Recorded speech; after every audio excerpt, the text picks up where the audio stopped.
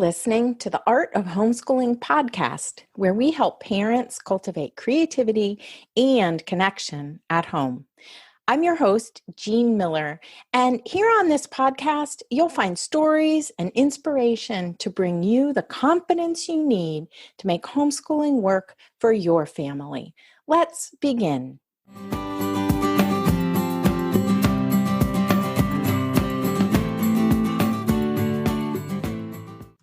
Well, hello, my friend, and Happy New Year to you. Welcome to 2021. I'm so excited that we have a fresh start. This often means we feel re-energized and thoughtful about, reviewing where have we come from? How did we start out this homeschooling year? And we look ahead to what's to come, what more we want to accomplish before the end of the homeschooling year. But it can also mean that we feel perhaps a bit overwhelmed, right? Or unclear how to get back to the lessons after a homeschooling break. Today, I want to talk to you about your superpower. You may not even know you have this superpower, but you do. And here it is. Rhythm plus inner work equals your superpower. In this episode, I'm going to give you 3 tips so you can start developing this superpower for yourself. But let's get real here for just a moment. As homeschoolers, our thought process often goes something like this. Okay, it's time to get organized. How am I going to get back on track? Here's what I need. I need supplies. I need a plan. I need a curriculum to tell me exactly what to do. I need books, resources, crayons, paper, and all the things. And then I'll be ready. But do you still feel like something's missing? One mistake we often make is we gather all the things, but then we wait until we feel ready. We wait until we're ready and feel motivated to begin again or to begin for the first time. But here's a little tip for you. If we wait to feel motivated before we take action, it might be a long, long time. So what we really want to do is take action first, and then the motivation builds from that.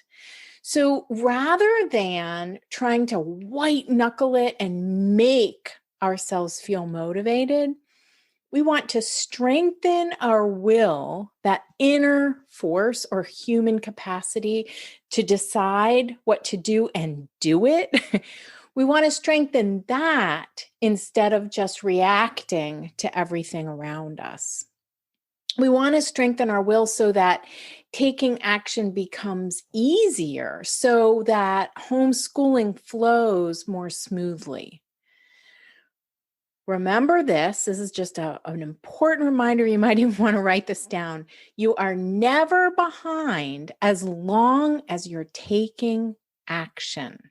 Any action. You're never behind as long as you're taking action. Okay, so how do we strengthen our will, our inner resources for the work that we do? Here's where your superpower comes in. Rhythm plus inner work. All right, so let's talk about each of these for just a moment. Rhythm is that daily routine, right? It's not necessarily attached to a schedule with time stamps. It's simply a flow of activities. And the more consistent we can get with one activity following another on Mondays and then on Tuesdays and then on Wednesdays, this is what we do. Each morning, here it is, this is what we do today, then the more motivated we'll feel. Because we feel successful, we feel like we're making progress, we'll feel like this homeschooling gig is sustainable over time.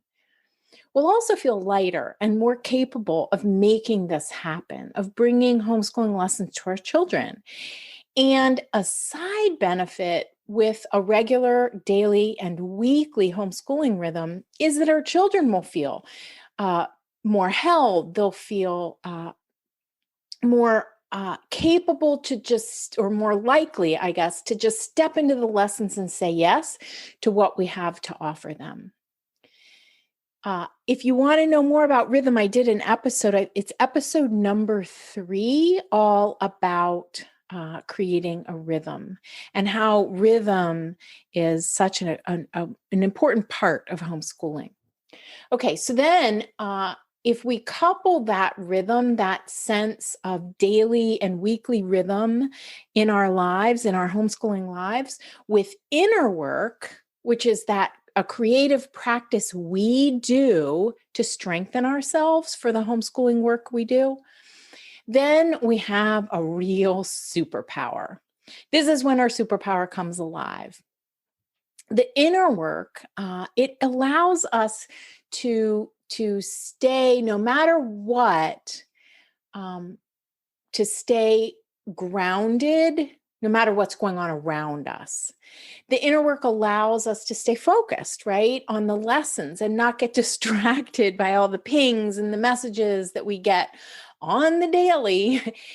And the inner work, we want to do the inner work so we can be truly present with our children for extended periods of time so that they know we're there for them. This is what we do every day. We want to be present with them, learn, and so that they can learn and grow into the person they're here to become, the person that's inside of them, right? That's evolving and growing. So let me tell you a little story.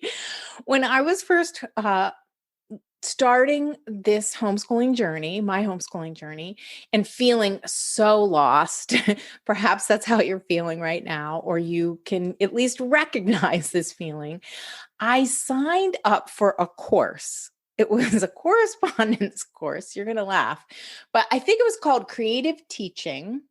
And it was a correspondence course, meaning it was distance learning through the mail, the post office kind of mail.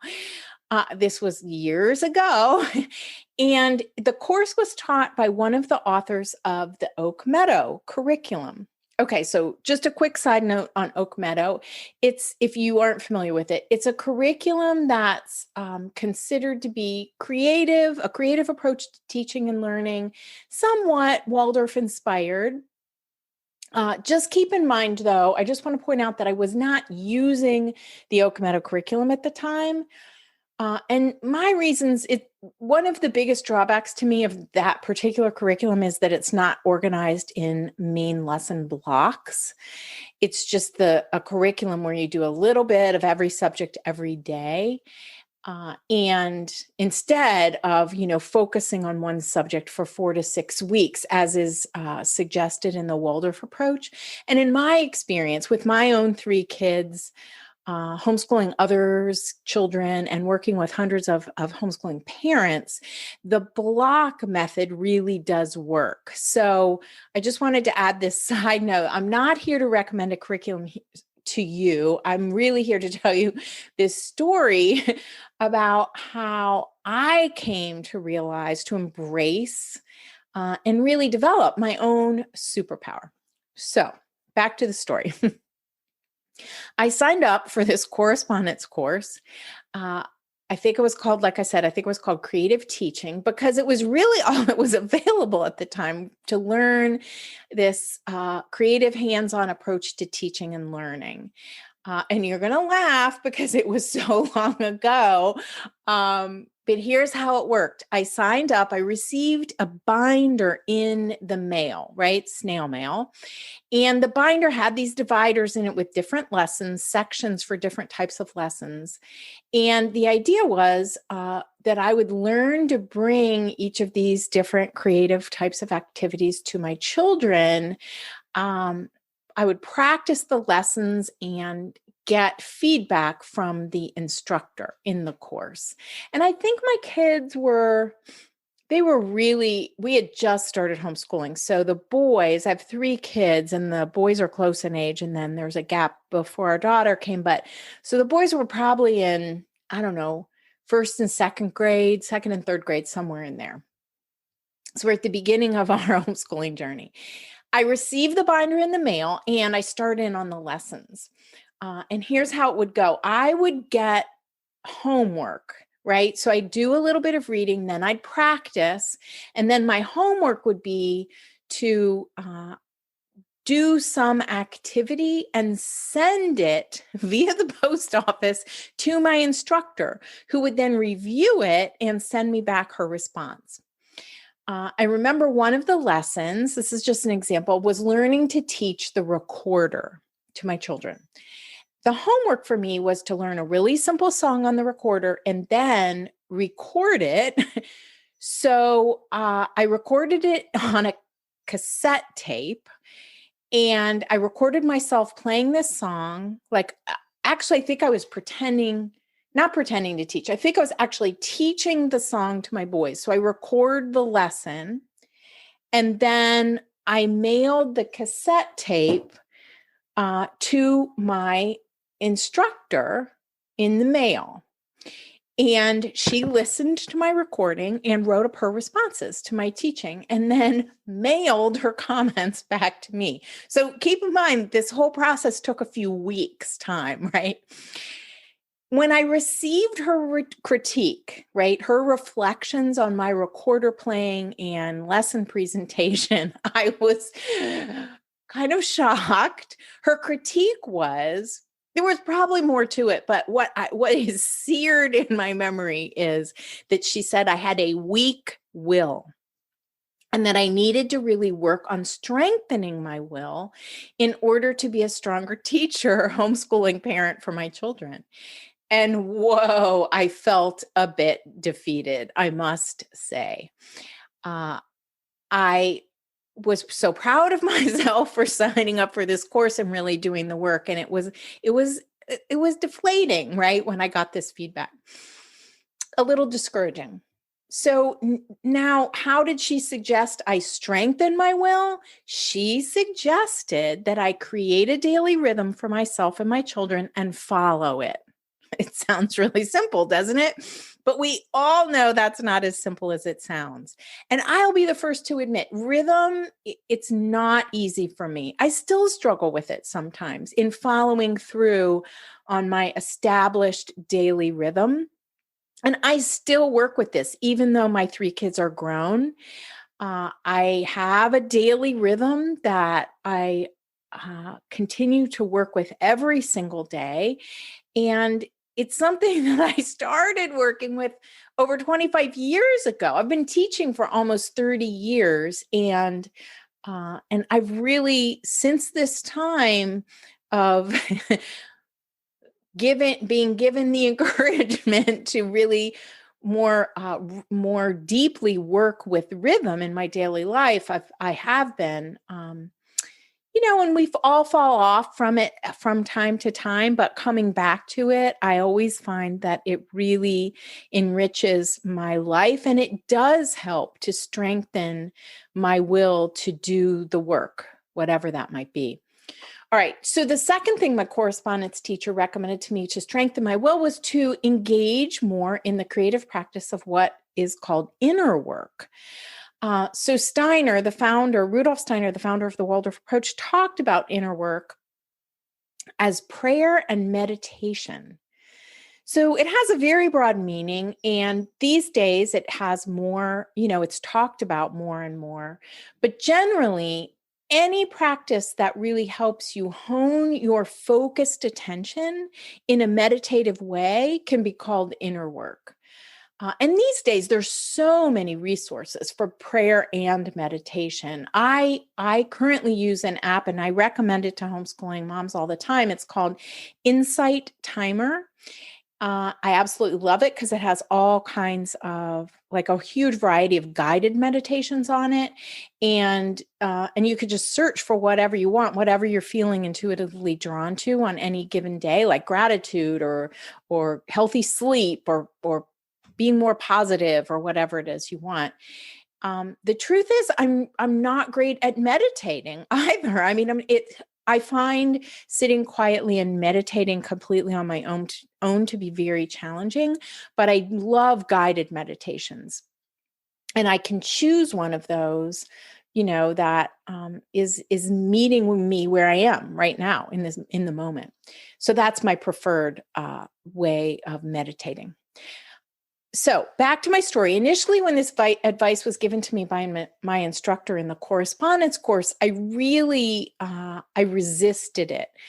I think because it felt both rhythm and inner work felt unfamiliar, and it's a little bit hard to believe that these actions, these activities would be as important or even more important than the curriculum and the plan and all those things I talked about gathering in the beginning of this episode. But when I began to follow her advice and work more with rhythm and develop an inner work practice, I found that I was more able to show up and do what I had planned.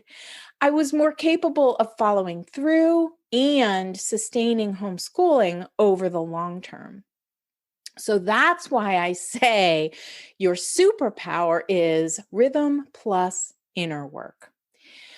I strongly encourage you to embrace both of these in your daily life in some fashion, right? It can be so simple. 10 minutes a day of inner work and a super simple rhythm. What many of us do when we try to create a homeschooling rhythm is we list out everything we can think of that we should do, that should take place in one day. And then that list is so long and so involved with so many things on it that it seems almost impossible, but we give it a try anyway, and then it falls apart rather quickly. So I actually suggest the opposite, which is counterintuitive, I think, to most of us, but way more effective. And honestly, all the research is about like habits and, changing your habits in the new year or developing new habits. There's a lot of research about that now. And it all says you have to start so small that it almost seems ridiculous and then build from there. So that means you might have 3 things on your daily rhythm to start with. It might be, you can decide what all you put on it, but it might be, open with a couple of songs and verses, do a main lesson and go outside for a walk, whatever it is, wherever you start where you are. And then once that's working for a while, add to it. So keep this mantra in mind. Scale back until it works, and then add from there. So wherever you are, if it's not working right now, scale back. All right. So as we wrap up, I want to give you 3 powerful yet simple tips to help you develop your superpower. So the first one is recognize that there's more to homeschooling than the curriculum and the supplies. Number 1. Number 2, begin working on strengthening your will through the development of a daily rhythm and taking some time for inner work every single day. These can be short practices, but consistency is really the key. You want to build up consistency. And then number 3, enjoy developing your superpower and recognize that this is a long game, right? You'll grow and change through the years of homeschooling just as much as your children do. So just to review, first tip, recognize that there's more to homeschooling than the curriculum. Second tip, begin working on strengthening your will and developing a daily rhythm. Third tip, recognize that this is a long game and that you're going to change in the process of homeschooling too. All right. I hope that this has been helpful for you today. I have 2 specific recommendations if you're interested in embracing this idea of developing your superpower that's inside of you more fully. So the first is If you haven't yet, go download my free guide. It's called Save Your Homeschooling Day, 3 Steps to Rescue Your Rhythm for a Simple, Happy Homeschool. I encourage you to do that right now. You can find it at artofhomeschooling.com/free guide, because it really will help you develop a weekly and daily rhythm that works for you. Not that somebody else tells you should be doing, but one that you develop. This free guide, it gives you lots of examples of how other people have created their own rhythm. And there are photos too, there are images that I think are super helpful. One of the things I love about the guide is that I think it's kind of surprising how different everybody's rhythm is, right? So you'll see all that in these rhythm charts that some other homeschooling mamas inside my membership have created. They all look really different, but finding something that works for you is really the key. All right. And second, if you're interested in inner work and strengthening your own inner work practice, I lead a group of homeschooling mamas through the inner work journey just once a year. And in 2021, we'll be starting on March 2nd.